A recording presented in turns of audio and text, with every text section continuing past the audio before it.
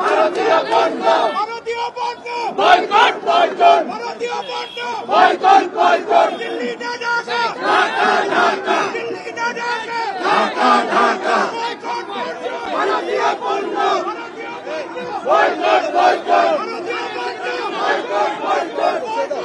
যারা আমাদেরকে পছন্দ করে না, যারা আমাদের স্বাধীনতাকে শ্রদ্ধা করে না, যারা আগরতলায় বাংলাদেশের পতাকাকে নেমে ছিঁড়ে দেয়, আমরা তাদের দেশের পণ্য বর্জন করব।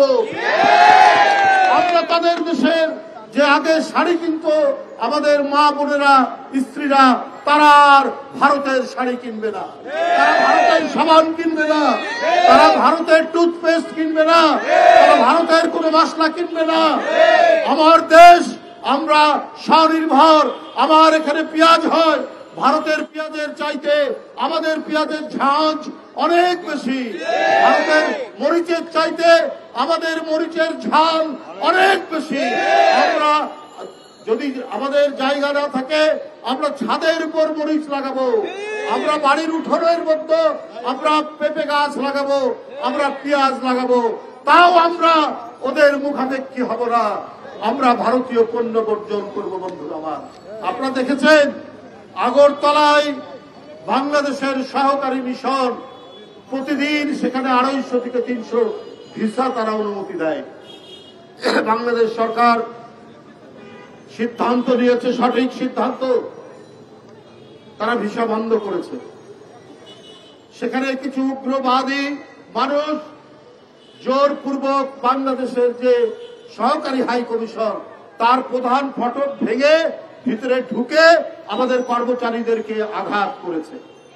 আমাদের জাতীয় পতাকা যেখানে পাক পাক করে উঠছিল, সেই জাতীয় পতাকার যে স্ট্যান্ড, যে খুঁটি, সেই খুঁটি ভেঙে আমাদের পতাকাকে তারা ছিঁড়েছে। কলকাতার ডেপুটি হাই কমিশন অফিসে সেখানে গিয়ে বাংলাদেশের বিরুদ্ধে তারা আজাবাজে বলেছে।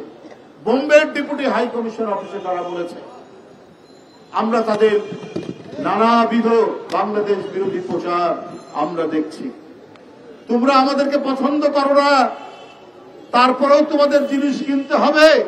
বাংলাদেশের মানুষ তো মাথা নত করার মানুষরা, আমরা একবেলা খেয়ে থাকবো, তারপরেও আমরা মাথা নত করব না। তারা নাকি বলে ভারতের অনেক সাংবাদিক, অনেক রাজনৈতিক নেতা যে আমাদের এখানে না আসলে আপনাদের চিকিৎসা হয় না। আরে আপনারা কি বিনা পয়সায় চিকিৎসা দেন? আপনারা কি বিনা টাকায় এক কাপ চা খাওয়ান? এই নজির তো নাই আপনাদের। আমাদের দেশের লোক ডলার খরচ করে ওখানে গিয়ে। এখন কলকাতার নিউ মার্কেট বন্ধ, দোকানপাট বন্ধ, সেখানে আর কোনো খরিদ্দার নাই। আমাদের ডলারের কেনা হতো। যে আপনারা আমাদের একটু দেবেন আর যা বলবেন তাই শুনতে হবে, ওইটা 2-1 হাসিনার মতো লোক থাকতে পারে, কিন্তু কোটি কোটি বাংলাদেশের মানুষ এইটা করবে না। তবে আমি আমার দেশের মানুষকে বলবো, ওরা যে বাংলাদেশের মর্যাদাকে লুণ্ঠিত করার চেষ্টা করেছে, ওরা যে বাংলাদেশের পতাকা পুড়িয়েছে, আমাদের মর্যাদা হানি করার চেষ্টা করেছে, আমরা ভারতের পতাকাকে লাঞ্ছিত করব না। আমরা আরেকটি স্বাধীন দেশের মর্যাদাকে আমরা ছোট করব না। আমরা প্রত্যেক জাতির যে স্বাধীনতা, সার্বভৌমত্ব, সেইটিকে আমরা সম্মান করব।